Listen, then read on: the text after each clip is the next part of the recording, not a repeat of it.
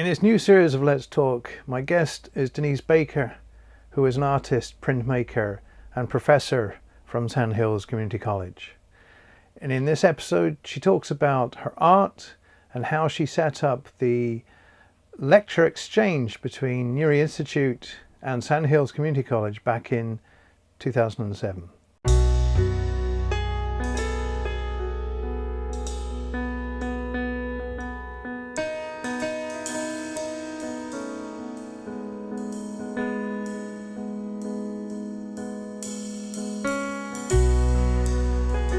This is Let's Talk, and today my guest is Denise Baker, who is an artist and a recently retired lecturer in the same area, which hopefully we'll discuss a little bit about that. So Denise, tell us a little bit about the kind of artwork you're into and how did you get started into it, and then what did it lead on to? Well, I'm basically a printmaker, and I do traditional woodblock prints, lino prints, etchings, collagraphs, screen prints, and all kinds of different printmaking. A lot of times I combine the medias together, but printmaking is a lot like making pottery. It's a very intense process, and you engage in a lot of time and commitment, and you never know if it's going to come out into the end, kind of like when you're making pottery. So, but I have the patience for printmaking because it challenges me. What led to the kind of teaching part of it that you were doing? Well, I taught printmaking along with art history, design, and drawing. So it was part of my teaching load. And I found that, that I enjoyed printmaking more and more. Now, when I was a student, I didn't enjoy it as much because I had a professor that required us to do an edition of prints that looked exactly the same. And that bored me. So now that I do it on my own, I allow myself to experiment in any way I see fit. So, that kind of makes me happy. And what are your main influences? What influences the kind of print work you do? Well, I'd say that my trademark is really, and from having been to North Carolina a couple of times, and then our pine cones are extremely large, and so that is my trademark. I do a lot of drawings from natural things around here and do little tiny etchings, screen prints, and woodblock prints. And I make a lot of note cards, and I sell a lot of cards and a lot of prints. But I would say nature things. And then I like working with humor in art too. So when we first met around about... where would it be? 2006. 2006, 12 years ago. No. Tell us a little bit about how that started out. Well, here's the short version.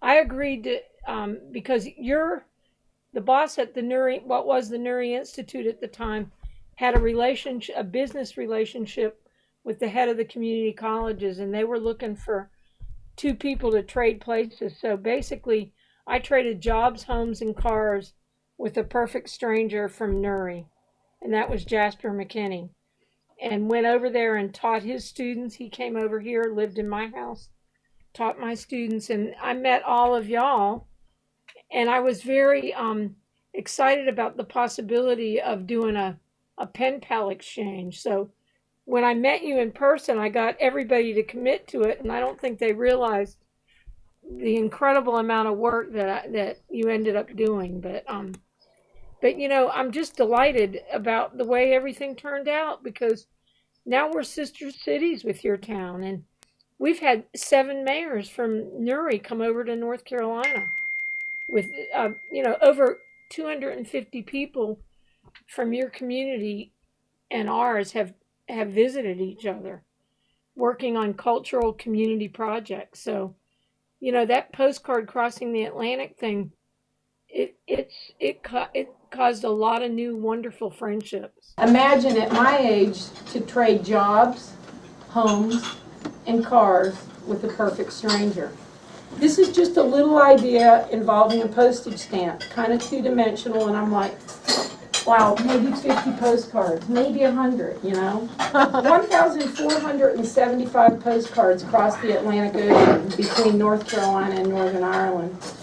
I was trying to think of a way that I could turn this into an exhibit, because these postcards, we have so much in common with Northern Ireland, with the mountains and the coast, the education system, and even though we have our differences, you know, I think as human beings, we all want the same thing. We want to be safe and happy and have quality of life. And can you remember the story you told at the Rosary Club of my situation? Oh yeah, I still tell that story, George, because when I'm explaining what I required you to do is take 10 pictures, like the outside of your house, your hand, your shoe, and the inside of your refrigerator, and your wife made you buy the new refrigerator.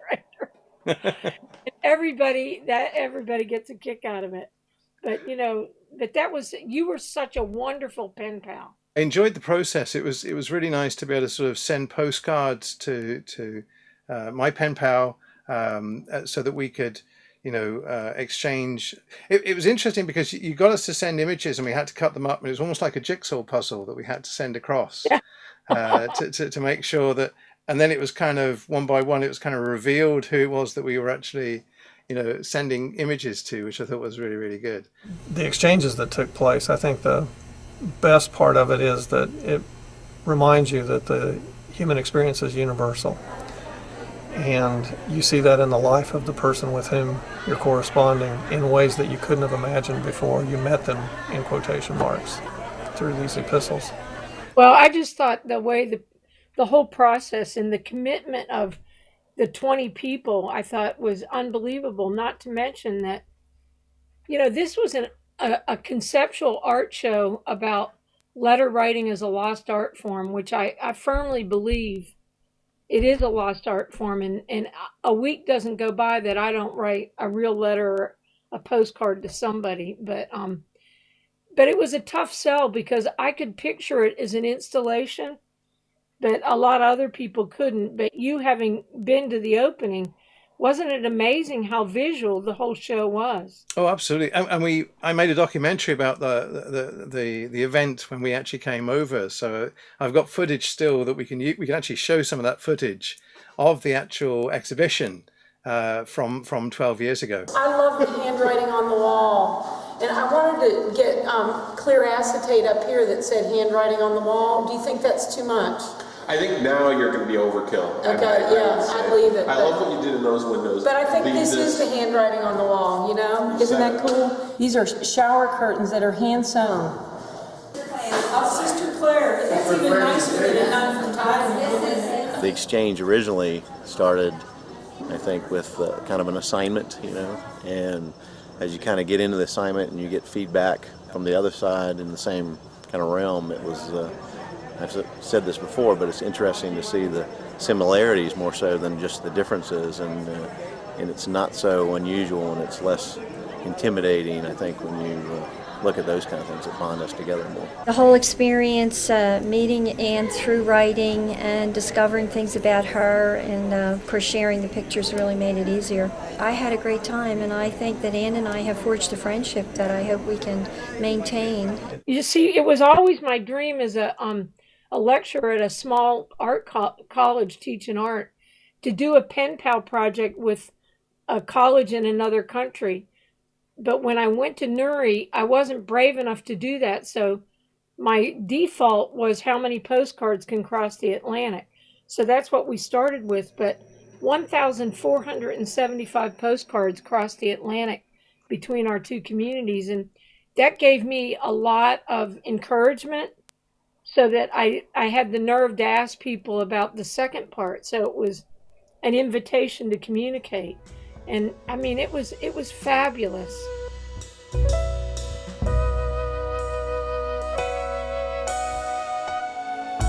We have more on the way, so please subscribe to this channel and check out the link below if you'd consider becoming a patron to help us keep making more content. Thanks for watching.